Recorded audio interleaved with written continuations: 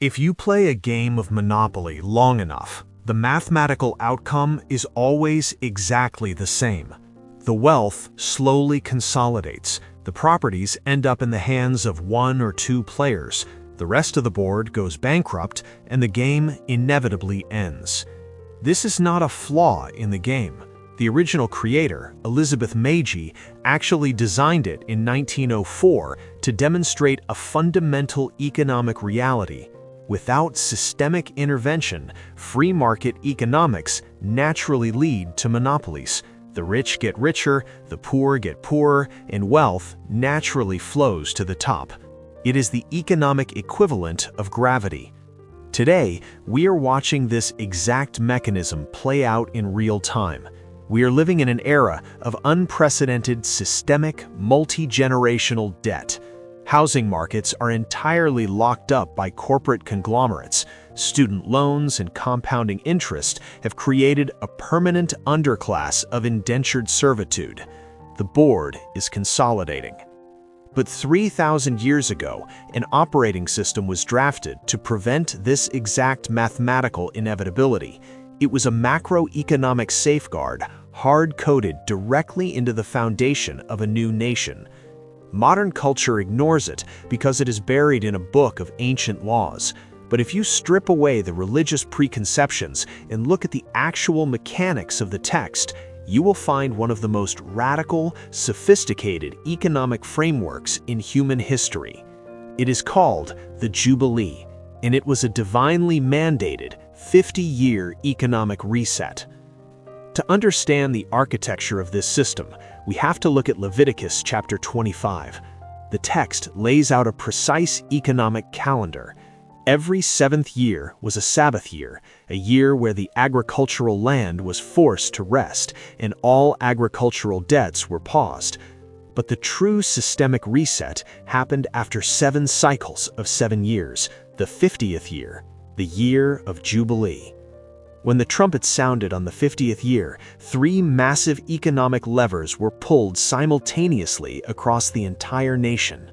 First, all systemic compounding debt was instantly canceled. The slate was wiped clean. Second, anyone who had sold themselves into indentured servitude to pay off a debt was immediately freed and allowed to return to their family. Third, and most radically, all sold agricultural land was returned to its original ancestral owners. If a farmer experienced a decade of drought, went bankrupt, and had to sell his family farm to a wealthy landowner to survive, that sale was not permanent. It was essentially a lease. When the 50th year struck, the wealthy landowner was legally required to hand the property back to the bankrupt farmer, free of charge. The economic genius of this system is staggering. The creator understood the monopoly effect. He understood that human economies naturally tend toward entropy, where a tiny elite class eventually buys up all the land, and the working class is reduced to permanent servitude. The Jubilee was an anti-monopoly algorithm. It was a hard-coded reset button designed to completely destroy multi-generational poverty. But what was the legal precedent for this? How could a government justify forcefully taking land from a wealthy buyer and giving it back to the poor? The answer is found in Leviticus chapter 25, verse 23. The text states, "The land must not be sold permanently, because the land is mine, and you reside in my land as foreigners and strangers." This is a massive paradigm shift in property rights. The biblical framework establishes that humans do not actually own the earth. The Creator is the absolute sovereign landowner. Humans are merely tenants.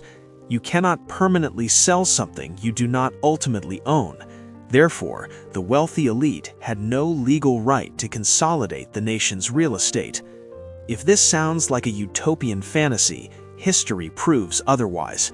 Economic historians like Michael Hudson have extensively studied the ancient Near East and found that debt cancellation was not just a religious ideal, it was a matter of national security. In ancient Babylon, neighboring the time of the biblical patriarchs, kings like Hammurabi frequently enacted what were called Misarum decrees, clean slates. When a new king took the throne, they would routinely cancel the agrarian debts of the peasant class. They did not do this out of charity, they did this out of mathematical survival. Ancient economies were agrarian. If a farmer fell into debt and lost his land to a creditor, he could not pay taxes and he could not afford weapons to serve in the king's military.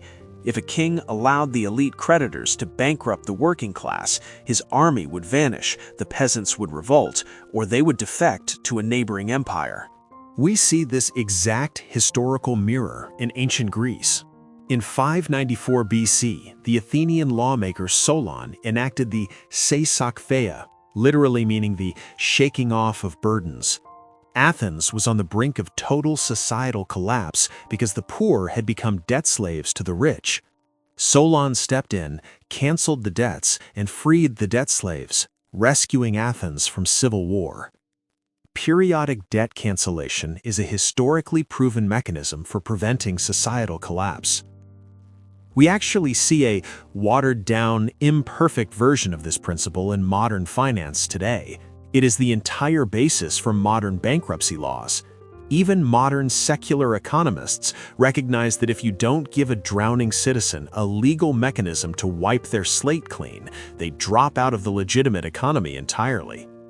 Interestingly, in the United States, negative financial data, like a default or a collection account, is legally required to fall off your credit report after exactly 7 years. This is a striking mathematical echo of the biblical 7-year Sabbath reset. But modern bankruptcy only addresses the symptoms of a broken system.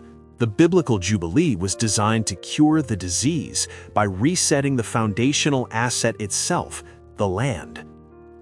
Furthermore, the biblical Jubilee was fundamentally different from the ancient empires of Babylon or Athens. In those empires, debt cancellation was a political tool used at the whim of a human king to maintain power. In the biblical framework, the reset was entirely decentralized and mathematically fixed. It did not depend on the generosity of a politician. It was woven into the fabric of time itself. Every 50 years, the system reset. Period. So what happens when humanity decides they are smarter than the blueprint? What happens when the wealthy elite refuse to pull the reset lever? The biblical text documents the collapse perfectly. Hundreds of years after the law was given, the nation of Israel ignored the Jubilee. The wealthy class consolidated power. They refused to cancel debts. They refused to return the land. The prophet Isaiah documented this economic corruption in Isaiah chapter 5, verse 8. He wrote, "Woe to you who add house to house and join field to field, till no space is left and you live alone in the land." Isaiah was watching the end of a monopoly game. The elites had bought up everything. The prophet Amos recorded how the wealthy were selling the poor into slavery for the price of a pair of sandals. In Nehemiah chapter 5, we read a historical account of the working class crying out because they were forced to mortgage their fields, their vineyards, and their homes just to buy grain during a famine. The rich were charging extreme interest, completely violating the economic framework. The Creator's response to this systemic violation was absolute. When a society ignores the blueprint, the architecture collapses on top of them. Because the wealthy elite refused to give the land its mandated rest and refused to release the poor from their debts, the entire nation was conquered and dragged into exile in Babylon. But the specific duration of their exile was not random. 2 Chronicles chapter 36, verse 21 reveals the terrifying mathematical precision of divine justice.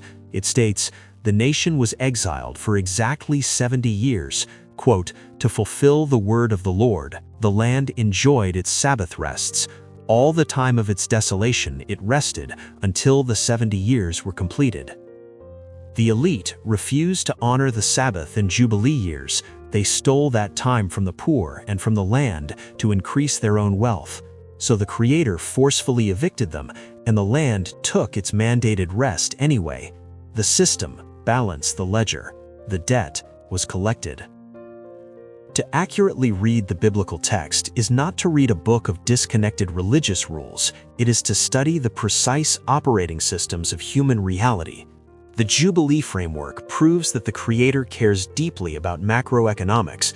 He designed a system that balances the necessity of a free working market with a hard-coded mechanism to prevent extreme wealth disparity and systemic oppression. Modern society has completely abandoned this framework.